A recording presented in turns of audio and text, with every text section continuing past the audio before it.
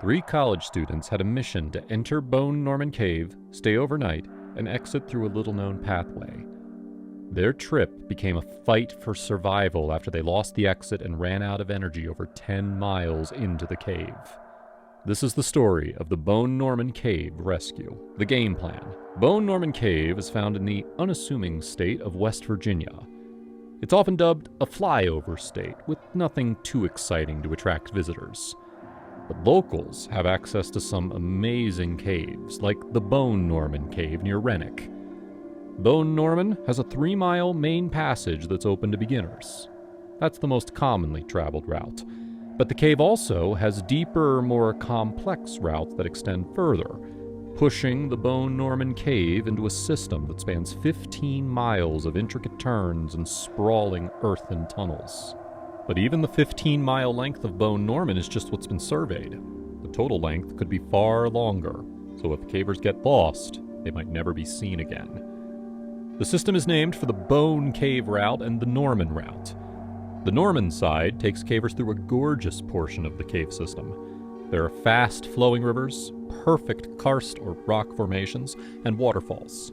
The exit of the cave through the Bone Route has less exposure to the elements, and it's generally less interesting. So even cavers who travel through Norman will often turn around instead of going all the way through. The cave can be treacherous, with a year-round temperature of roughly 52 degrees. The cave's subterranean streams, while beautiful, have heavy water flow from the Rennick River above. The perfect conditions for spontaneous flooding that could quickly kill cavers exploring its depths. In early 2012, 3 college students named Jay Buccina, Grant Blaisdell, and Matt Stevens were all in their early 20s and still relatively new to the world of caving when they decided to take the challenge of the full Bone Norman Cave route. The party of 3 left from the city of Kaiser, took a trip to the southwestern part of the state, and planned to stay inside the cave for an overnight adventure.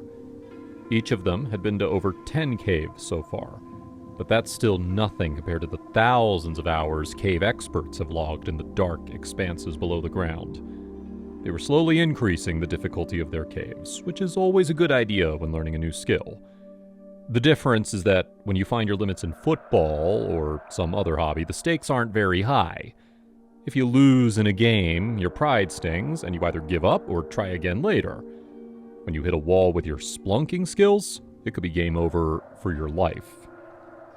The caving world is advanced by leaps and bounds compared to what it was 50 years ago. So much safety information is available, and mock rescues are held all around the world to train experts and novices alike in the techniques they could use to save lives. But none of these prepare you for the terror of the moment when you realize you're stuck, when you ran out of luck, and no one is there to save you. Bone Norman was the biggest, most challenging cave they had been to yet. Blaisdell had been to the cave once before. So, on a Saturday, he led Buccina and Stevens through the first part of the cave to reach the spot where he turned around on his previous visit. The Caving Marathon. This first section wasn't very technical, but it took an extremely long time. Finally, after 8 hours on their first day, they reached the spot where Blaisdell had stopped his previous journey, a campsite used by researchers and other cavers who venture down here. Now make no mistake, this isn't your average campsite.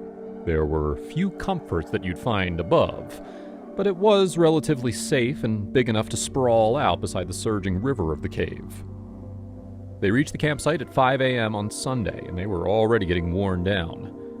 To make it through the night in the cold, damp tunnels below ground, the 3 had to pack extra equipment in large, cumbersome backpacks. They had to bring sleeping bags, extra food, and even more light than usual. The bags always feel light when you first pick them up, but a rucksack full of supplies quickly becomes a burden even on straight ground. But Bone Norman's terrain was much more challenging. This early fatigue was coming back to bite them, but they were confident that a decent night's rest would re-energize them and get them ready for the next day's journey. However, they didn't consider how sleep deprivation could impact their trip. They had all left early the day before. Each of them were from different colleges around West Virginia, so the travel time varied.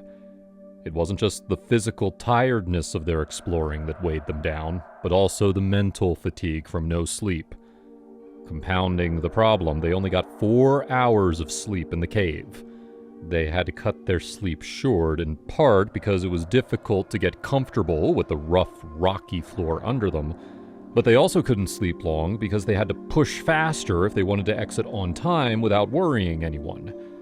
If they had given themselves a bit more time, they might have been okay. Time limits can evoke a primal fear in even the toughest of people, and the fear of stressing their families could also cloud their judgment. The group had 2 choices. They could turn around and head out the same path they came from, or venture onward through territory that was new to even the team's leader. They wanted to go all the way, so they started looking through passages and twisting tunnels to find the exit through the bone side of the cave system. This exit cave has some formations, but the surroundings are mostly just clay, silt, and unexciting stone. Without any noteworthy details, these passages start to all look the same, making navigation far more difficult and the challenge less rewarding. The further they went, the more uneasy they became. They kept cool and relaxed demeanors as they advanced, but within, they must have felt the slow, creeping dread start to grip their spine. Where's the exit? As fear mounts, it causes adrenaline to spike, which narrows a person's vision, leading them to miss visual information among their peripheries. As the men bravely, or foolishly, kept charging ahead, they might have been missing crucial side passages along the walls of the cave as their sight literally became tunnel vision. When the pump of adrenaline wears off and the body becomes exhausted, it isn't designed for peak levels of stress for long periods. It begins to shut down when we need it most. And that's for normal situations. These 3 were already tired with a long way to go. Contagious yawning dampened their morale as they pushed through mud and dirt. Eventually, they reached the back end of the cave. In front of them, the ground, ceiling, and walls all met into towering, solid stone, all curved and pristine. They reached a dead end. In disbelief, one asked if they were sure they checked all the side passages. They thought they had. They had missed the connection between the bone and Norman passages, a tiny crevice that extends for what feels like eternity. This first connecting path is only 1 foot high in some points, so they could have looked down it and deemed it impassable without knowing it was their way out. Even after this difficult challenge, this squeeze opens into another small and tight tunnel called Devil's Pitch before leading out of the system and onto the grassy hills above. After 11 grueling hours with no luck finding the connection, they turned back around, following the main passage of the cave back to the campsite. All the while, the cold started to chill them to their bones. At 9 p.m. on Sunday, 3 hours after they were scheduled to make it out, they made it back to the campsite. Their exhaustion should have helped them get some shut-eye, but they found only 4 more slivers of rest before they splashed muddied water onto their faces to wake up. Then, they tried to gather themselves to figure out what to do. They needed to assess the situation. Matt pulled out the food. The others did the same. They were running low despite rationing, since they spent extra time searching and had to retrace their steps.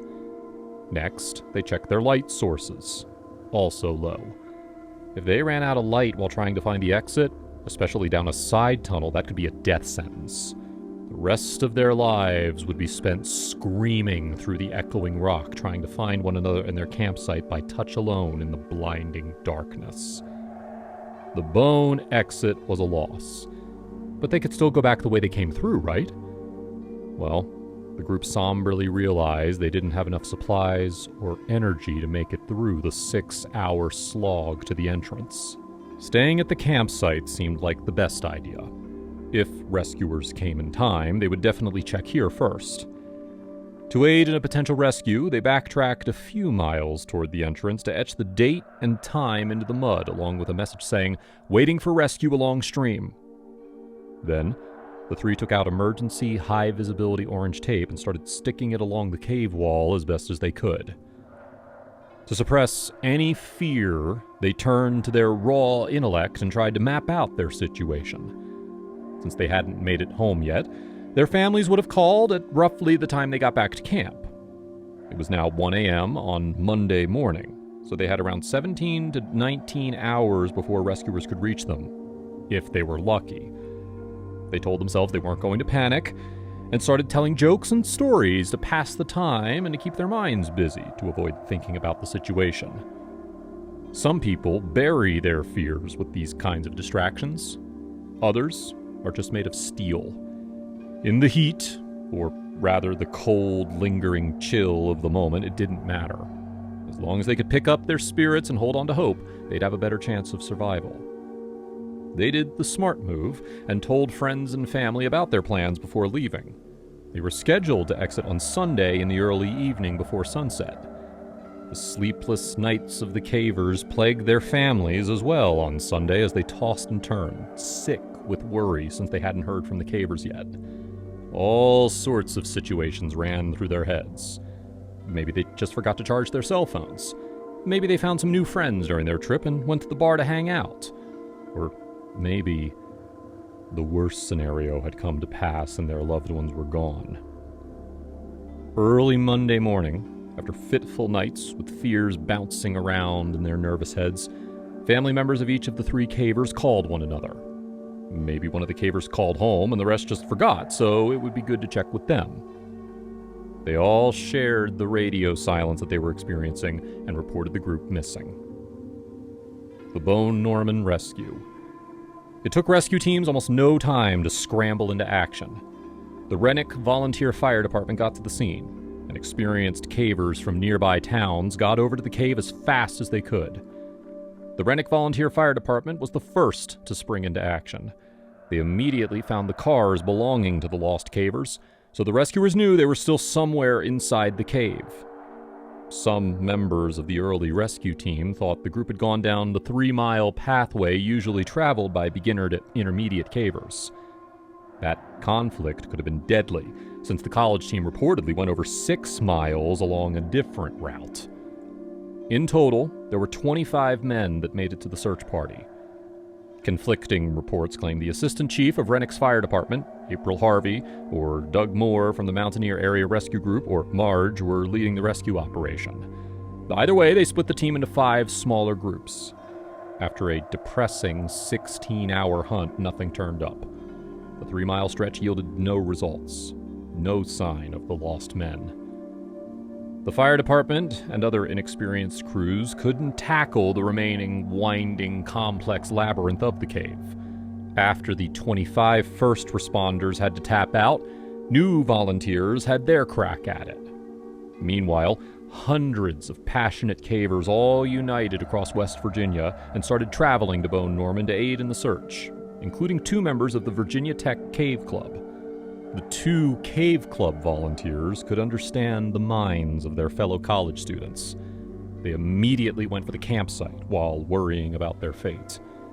If the 3 cavers had been prepared for the main route and accidentally took the path to the deeper portion, then the cold and wet sloshes of this section could have taken hours off their lives, and time was running out. The 2 rescuers saw the messages in the mud and the orange tape. They picked up their pace.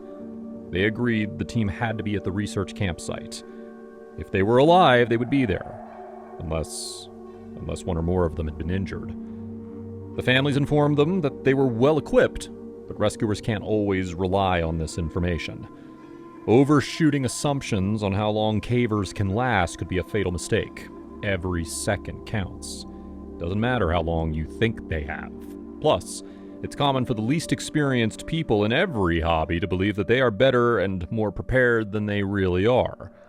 Without experience, they don't always know what to expect. Underestimating caves has cost the lives of thousands of people. And even those who get rescued can still be scarred for life, even when they thought their trip would be a breeze. The Virginia Tech team followed the orange tape, but they didn't really need it. They were confident they knew where to go. Another thought started to worry them as they trekked through the caverns. What if the trio panicked and tried to split up? Or what if they ventured away from the campsite to search for the exit and got lost even further beyond the safety of the well-known camp? The 2 of them would do their best, but they couldn't cover the whole 15-mile stretch alone. Even a full team would take days to comb through everything, and by then it would probably be too late. Time ticked away closer to 6 p.m. on Monday, the fastest time the group thought that they could get saved. They sat anxiously waiting, but no sign of rescuers yet. Of course, earlier they calculated that they had a 3-hour window when rescuers would show up, so they tried not to lose hope. But each second brought them closer to the brink. At 7 p.m. on Monday night, smack dab in the middle of the time they had estimated, the gentle glow of headlamps started to emerge around a bend.